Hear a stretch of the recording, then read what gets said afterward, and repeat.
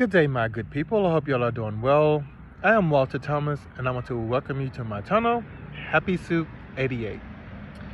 Today, I want to talk about something that is very broad, but it is something that needs to be talked about. And this is dating and relationships. And I'm going to start with the do's and the don'ts. Okay? When you are interested with someone, number one, you have to be aware of who you are. You have to be whole in your identity. You have to know what you want, why you want it, and how you're going to maintain that relationship once you get it. Once you are involved in it, let me say that, not get it. Once you are involved in the relationship, how are you going to maintain it? How are you going to keep it up? What are you going to do to ensuring that you are also putting yourself first, putting your values first, putting your standards and your beliefs and how you're naturally wired first, so that you can be the best version of you to the other person, instead of saying putting the other person first. No. Once you prioritize you, the person that you're trying to be involved with should reap the benefits of how you have invested in you, how you take care of you, how you are aware of you, how you will disassociate yourself from things that does not fit who you are, how you will not negotiate your values of who you are. You will not negotiate your worth with another person just to have them. A lot of people go to the table so desperately wanting to be involved in a relationship where they put themselves in these desperate situations with a person that usually are narcissistic or nonchalant, if they are not healthy. But if they are healthy, of course, you probably don't need to listen to a lot of this, because it's working for the most part. I mean, some of this, what I'm saying, could apply, but if it's working, it's working. If it is not working, then I'm pretty sure I have your attention. And what I'm saying is, a lot of people fall for a person's physical aesthetics. Like, oh, he is gorgeous. Handsome, or she is gorgeous, or drop dead gorgeous, just amazing, breathtakingly beautiful. We all admire and appreciate a person's beautiful, presence or body or whatever, That's just the human nature of being human. But when you can push past and move past a person's looks, that's when you have graduated from being immature in your thinking to being more in tune with the reality and maturity. Maturity will take you to places that you wouldn't really want to go, because in most cases it will bring and deliver the truth to you even when you don't want to hear it. And that usually that's usually identified with your soul and your spirit. And if you're not spiritual, then whatever you consider. I say that because you don't live and experience a relationship with a person only by the way they look. By the way they look is a very small ratio of anything for, it's a very small ratio of a relationship, let's be honest. It's more about the person's internal being. It's their perspectives, their beliefs, their values, the way they perceive things, their willingness to be involved, their willingness to be present mentally, physically, and emotionally, their willingness to ensuring they are aware of who they are, their willingness to be able to look you in your eyes without any doubt that they want to be with you and you want to be with them, because you see beyond the physical and you go deeper within, because you know that is what you're going to live with. That is what you're going to be experiencing. That's all within a person's mind. It's not how they look, what they drive, how they what they live in, and how much money they have and what they do. Those things, I'm not saying that none of those things should never be considered, no. But none of those things should never be top priorities. You can have a drop dead gorgeous man or a beautiful woman to be so rich, have several companies, multi-million dollar companies, and just look like they just have it all together, because worldly people value those things. That doesn't have any value. People who are more deep and intellectual people value the depths of things, to find details of what make a thing, what make a thing a person, what make this person special. So when you're going to the table, do not consider negotiating your values and your worth with a person just because you are physically attracted to them. That would be the most immature thing you could ever do, because what's going to happen when you do that, for sure, this is not even an opinion, this is a fact. I've been coaching people for a long time, and every time I talk to a person or a couple, this is what happens. Usually it's a person, because I don't want to say it was a couple, because one of the people have checked out or never checked in from the beginning. Is that what it be? They always have to beef up their support system. They always have to end up going to see a professional. Because right now I'm in school, so I don't have my papers yet as a certified life coach. But I would encourage them, go seek a therapist or professional life coach, or I would even give recommendations to people that I know that's very good out there in the industry. They have to beef that up because they know that they can't address their concerns with their significant other because they don't feel heard or valued. So they have to go outside of the relationship to be heard, to be understood. Okay? If they are in the relationship, no, they don't feel that, because that's why they are always having to go out to get the comfort they need just to keep with that person, which is awful. That means that technically you don't have a relationship. Your relationship is more with the other people, because they're the ones that's feeding you. The person that you're with is not doing anything but just feeding you lies, and you just eating it up.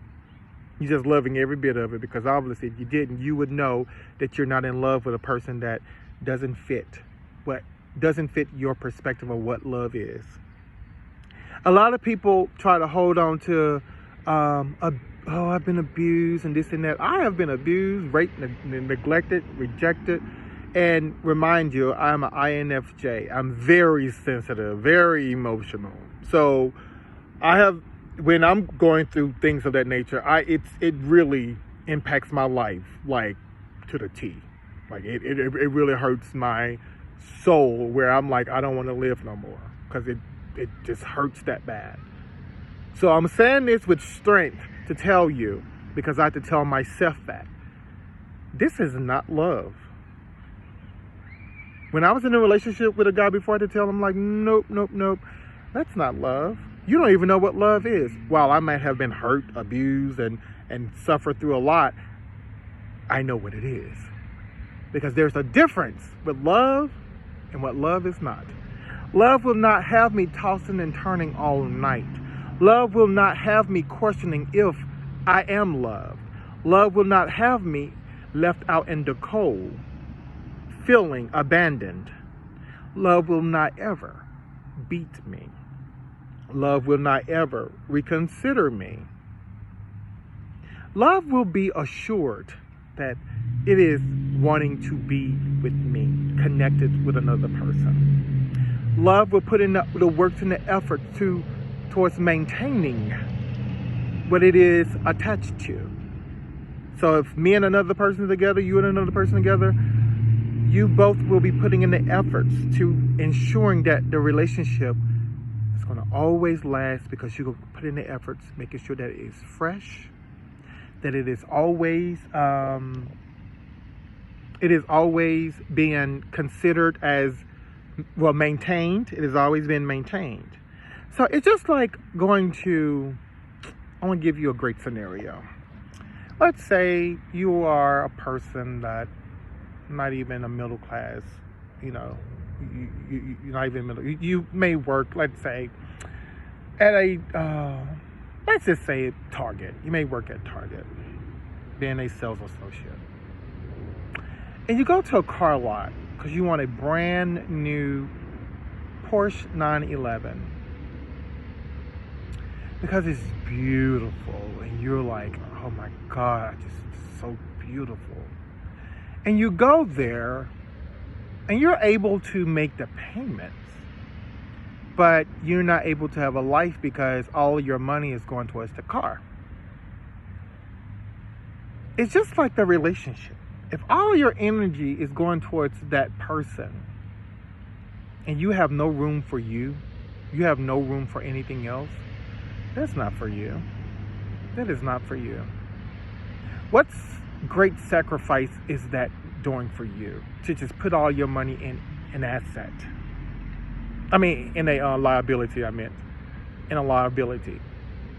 Why? What are you going to get from it? Hoping one day it will be a collector's car where you can sell it for more? What are the odds of that actually even happening? What are the odds of you never crashing the car or keeping the car or maintaining the car good enough where you could actually sell it for more than than you bought it for? It's all about what you put into it. And if the other person is not putting anything to it, like, the car has to give back to you in order for it to be an asset. It has to give back to you. Just like your significant other, it has to give back to you. You don't go to Porsche and like, I want the Porsche 911, but then they're like, well, you're going to I see that you're working this job. Yeah, you may make the payments, but it's pretty much going to take all your money. What are you going to do about maintaining the car? What are you going to do about the gas? What are you going to do about this and that? And you're thinking like, oh, dang, this is going to take even more out of me.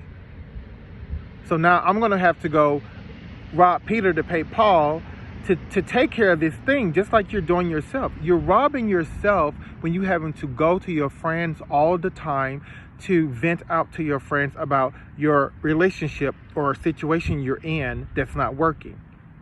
That you having that car is not working for you because it's stressing you out about keeping it. And what you are compromising and sacrificing just to have it. And you're having it just because it fits this dream or idea that you've always dreamed about, of stepping out of a nice Porsche because you're going to be dressed up and you're going to do this and you're going to drive off into public and you're going to feel, oh my gosh, feel important, like some type of important person because you're driving an expensive vehicle. That's more what mediocre people would do, because people that really values life, they don't really care about material things and who stepped out of it. They're like, oh, okay, that person could be the scum of the earth, to be honest with you. Just because they may look good and step out of something great doesn't mean they're actually a good person. Doesn't mean they have good values or anything like that. They're just a person with things. And they're just like a good-looking person. They're just a good-looking person. So go beyond the aesthetics is what I'm saying. Go to the depths and the core of a person. Get to know who they are, and you first of all get to know you before you even try to partner with anyone. Because if you don't know who you are, what good are you even to yourself? Because you're going to then put the responsibility on the other person for things that you're not willing to show up and do for you. So now they're going to be bearing the weight of not only themselves, but you too.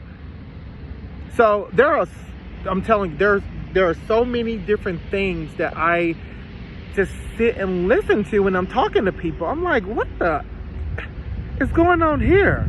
Like, okay, did you leave your brain at home? Because I just know that you didn't give this many years to something and you have not come to a reality about this is not working. There's nothing you could do about it. You can't even pray about it. God is not even in it. God is not going to even align it together. If anything, he's going to keep bringing you pain to get you away from it. For those of you who are believers, God will shake and rattle all day. Yes, he loves you and never forsaken you, and he will not forsaken you. And that's why he will stir up the heat until you get moving. And sometimes, in some cases, some people rather suffer and give their whole life away, and even give their life, their physical life. They really give it away and just die because they feel like they can't live without that person that they have caused this intertwining of the souls with that should have never been intertwined.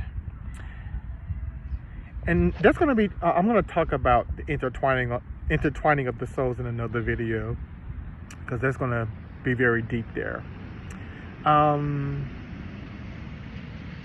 just want you all to grow and to prosper and to stop the nonsense. A lot of you, at some point, you are solely responsible for everything that happens to you in that relationship because you saw the red flags, you knew it, you saw patterns, you've talked about it, you vent about it, you've gotten counsel about it, your friends have talked about it to you, telling you this and that, things that you already know within, but you keep having this sick and twisted hope. Hope is supposed to be a good, positive thing, but hope can be a very, very negative thing too. You cannot try to put positivity in negativity and expect that you're going to get positive results. It's not going to work that way. You can feel blessed and highly favored, as many people would say. That's only you in your mind. That's you putting all this filth and gunk in your mind, thinking that, oh, it's going to work in your favor because you prayed and you've done this. Nope. Keep suffering. Keep suffering. It's up to you. You can keep suffering, or you can be obedient to yourself, to your soul, because your soul has been haunting you. Why? It's causing you not to sleep at night. It's your soul. It's your conscience. It's your mind. It's everything that's telling you stop. But to separate from a person that you have history with, that you have built in your mind a foundation, that you have built in your mind love, it's hard because you have set your own self up for failure. When a person show you who they are, you better believe it. Me, I love, in my mind, I'm always wearing skates in my mind. I don't really do, but in my mind I wear skates because the moment a person show me who they are, and I have rockets. The moment a person show me who they are, I blast my behind away from them as quick as they can. I'm not giving them the benefit of the doubt. Why? When a person is proving who they are, you don't have to keep forcing yourself to oh, well, nobody's perfect. You got right, nobody's perfect. You right. But stop saying that to excuse things that you want to tolerate because you don't want to be alone, or because you can't believe this attractive person wants to be with you, or this and that. Yeah. Because you know what? Two imperfect people that are aware of their imperfections makes a perfect couple, because they are aware of their imperfections. And let me back up. Two imperfect people who are aware of their imperfections and are willing to put in work towards betterment makes a perfect couple. Two imperfect people who are aware of their imperfections and don't do anything about it makes a terrible couple. And you sitting lazy, sitting around the couch like, yeah, I'm gonna eat this entire cake, and the other person sitting over eating that entire cake. Yep, and the doctors has told you you're gonna be a diabetic, and things are gonna start happening, and this and that, and you just still sitting over there. Nobody's perfect. Well, really? Go ahead, keep feeding yourself foolishness. See, a lot of people, they love feeding themselves this stupidity. They're not getting fed. And when they're getting fed, what I mean by being fed is the people that you surround yourself with, what they say in their beliefs and their perspectives. When I hear certain people say certain things, I'm like, oh my God, let me get away from these people.